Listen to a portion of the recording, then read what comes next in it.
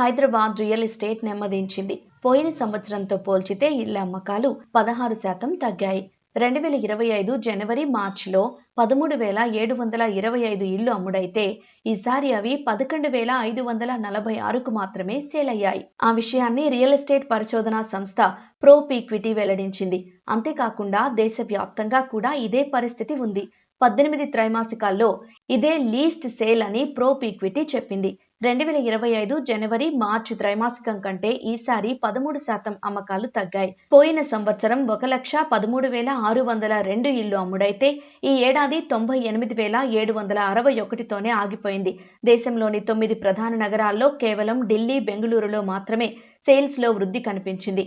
చెన్నై, కోల్కతా, ముంబై, హైదరాబాద్, నవీ ముంబై, థానే, పూణే నగరాల్లో అమ్మకాల్లో తగ్గుదల ఉంది. దీనికి అంతటికీ కారణం పశ్చిమాసియాలోని యుద్ధమే అని నిపుణులు చెబుతున్నారు.